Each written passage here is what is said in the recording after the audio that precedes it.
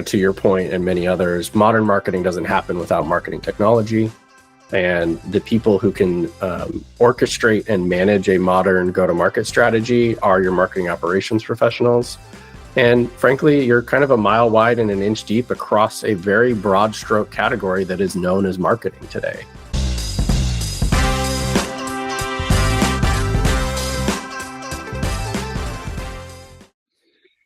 Mike Rizzo is the founder of MarketingOps.com, MoPros, and the MOps-Apalooze conference, which is a lot of words to say he's the marketing operations guy.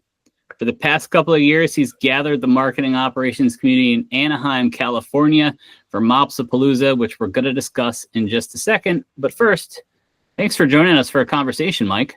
Yeah, thank you for having me. I appreciate it. The mops guy, I guess. Yeah. that works for me. That's what the hat needs to say. Yeah, that's right. I should probably put that on a hat or a shirt at least. So what happens when you put a bunch of marketing operations pros in a room together for a couple of days? If I had to sum it up in one word, magic. Yeah, magic. And I really mean that. It's a bit ironic that we ended up hosting our big conference in Anaheim, which is next to Disneyland, which of course they always say is the most magical place on earth or what have you. But the idea, or rather the gathering of professionals in marketing operations, started in a room of 50 people, and we called those events summer camp. And we hosted them. The first one was in Atlanta, Lake Lanier. The second one was in Seattle. We ran a third one in Seattle again the following year. And really, people walked away. When they came to me, they would say that felt like a glorified therapy session, right? Like it was just this wonderful, people understood me. I was able to go deep into these conversations. The room was being guided by these peers that I respect, and I just got to learn so much from. And we were honestly really worried, Mike, about whether that would break its scale, right? Like, does that go away when you go to 50 to 75 to 100? And in our case, we went to 430 people in our second year last year of MOps-Apalooze. And in our first year, there were 330. And what we found is that magic actually doesn't break. In fact, it just gets better, because you instantly know that when I'm talking to somebody in the room, there's a 99% chance that they already know exactly what I do for work, and that they face a lot of the same challenges that I face, and I don't have to explain myself. And I definitely don't have to worry about them trying to sell me something. Was it really a community in search of a home? I love that. I would say marketing operations professionals in general were in search of a home, certainly. Up until the MoPros and MarketingOps.com sort of all came together digitally. But yes, in terms of a physical environment where I could network with my peers, many of whom came from that Marketo ecosystem, because Marketo really pushed the boundaries of the brand and the vocational role of marketing operations. Many of them were so excited to be able to have a chance to come back together in a meaningful way. MOps-Apalooze truly was born because of their request. Do you remember a few years ago, everybody was like, community led, that's the way, all this stuff, right? We actually mean that in our organization, because everything we've done is because they've asked for it.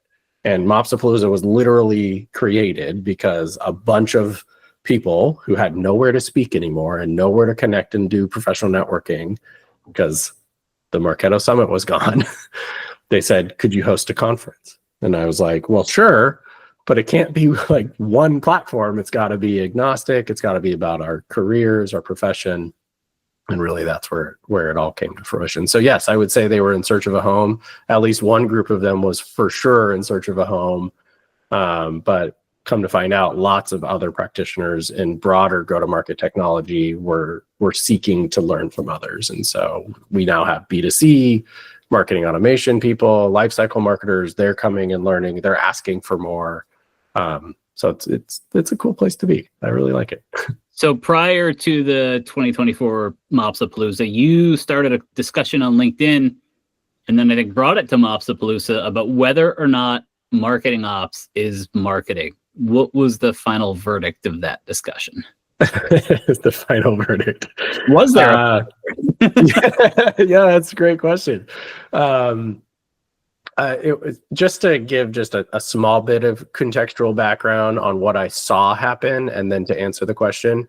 What I saw happen when I put that out into the world and had more discussions throughout the remainder of the year until the event was people wavered initially, very matter-of-factly and vehemently stating, "You're crazy, Mike.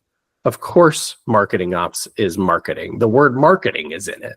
What's wrong with you?" To completely shifting as they went deeper into thought and going, well, maybe it isn't. Maybe it isn't marketing. And so we actually saw by the end of the whole thing, I think a happy meet in the middle. I was one of the people who said it was marketing, by the way, just in all transparency. Yes, I do recall. And MarTech is marketing, right? So we couldn't stray from that notion at all. But what we saw was a convergence of a shared understanding that, to your point and many others, modern marketing doesn't happen without marketing technology. And the people who can orchestrate and manage a modern go-to-market strategy are your marketing operations professionals. And frankly, you're kind of a mile wide and an inch deep across a very broad stroke category that is known as marketing today. And sure, marketing operations is marketing, but what I hope to continue championing into the marketplace and into the world is that marketing ops isn't just marketing, right? It's about so much more than that. And it's actually about managing a go-to-market tech stack as a product. And ultimately, marketing operations professionals are truly experts with effectively product management chops, right? Their product is made up of lots of products, and they have to figure out how to adapt to lots of different needs across literally the buyers that are giving you money, that are buying your products and services, and all the way through to your finance and your legal teams, right? And making sure compliance is happening, all the way to your internal stakeholders who need support and go-to-market motions. So you have to figure out how to orchestrate a buyer user experience across all those different stakeholders. Ultimately, I think you're a product manager, and it's about so much more than just marketing. So we've been talking about and calling it marketing ops, but there's revenue ops, there's sales ops. I've even seen GTM Ops. That's more operations than a season of Grey's Anatomy. Will these always be distinct things, or is there going to be some convergence coming? I don't want to pretend like I can, rub a glass orb or something and see the future by any stretch. I do think that RevOps was meant to be some sort of umbrella, and we've just seen a failed adoption of that, right? I think go-to-market ops speaks volumes to the broader complexity of the whole go-to-market ecosystem and how you bring products to market in the modern era of marketing and technology. I would venture to say that things like a go-to-market ops or a revenue operations as an umbrella term to describe these key pillars, these bespoke functions within an organization, may end up getting more adopted in terms of just like a common way to refer to all of the operational departments. But I don't think that sales ops or CS ops or marketing ops is ever going to actually go away, because you absolutely need to know, just like you want to hire somebody that's like a true expert in a very particular area of whether it's SEO or marketing automation or HubSpot or Marketo specific platform. The same is true when you think about an operational organization. You're still going to need people who are really, really good at that piece and understand sort of the nuance of it. And so I don't know that they're just going to disappear into one thing that we call go-to-market ops and that's it. Yeah. Ever.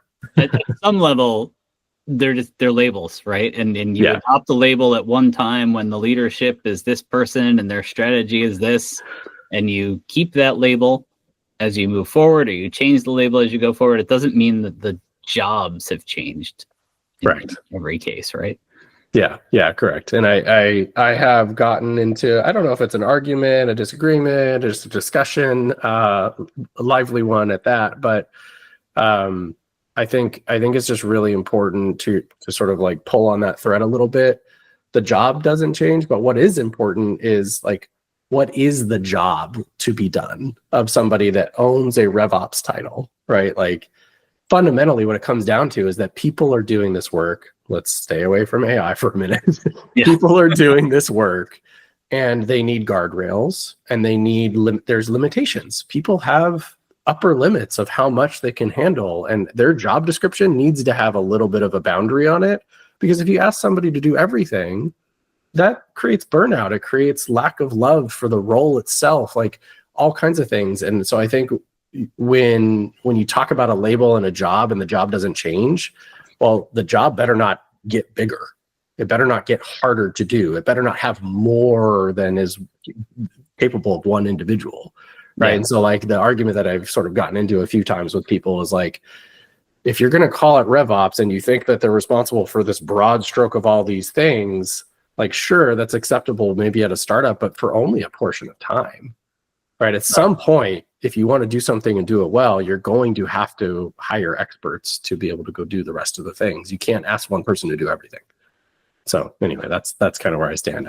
I come at it from the approach of there's people that are doing this thing and they need to be protected. Yeah, exactly. What did you want to be when you were 10 years old? And I'm assuming here that when you were 10 years old, you were not walking around saying you wanted to start a community for marketing operations professionals. Yeah, no, I appreciate that you asked this question. Actually, I definitely did not grow up thinking that I wanted to be a marketing ops professional or a community builder necessarily. I did, however, grow up thinking that I wanted to be a marketer. I actually was standing on the front lawn of my great-grandfather's home, and I have this vivid memory, and I was like practicing. Do you remember those old yellow wiffle ball bats? Oh yeah, like the little, yeah. So you know, right? He was throwing me the ball, and we were hitting it, and I had this at the time. The video game that was popular was 007's GoldenEye on Nintendo 64. My dad was a truck driver for Pepsi, and long story short, I had a vision for 007 like in a Pepsi commercial shooting the can and Pepsi coming out, and I was like, yeah, like I don't know why, I was like, I'm gonna be a marketer. And my grandpa, not that one, another one, he said, you don't want to be in marketing. He's like, because back then it was like you hire an agency, they do work for a while, you get tired of the agency because they've exhausted all their ideas, you shift to another agency, you're constantly in the cycle of trying to find new customers. He's like, that's a terrible career. Well, fast forward, none of us saw the changes coming, of course, in MarTech and all the things that were happening, and I absolutely fell in love with what has become of the broader category of marketing today, and I fell in love with the technology piece. So when I was 10, I wanted to be a marketer, but it was a very different kind of marketer than I thought I wanted to be back then. Mike Rizzo, thanks for joining us on Conversations with MarTech. Yeah, I appreciate it. Thanks for having me.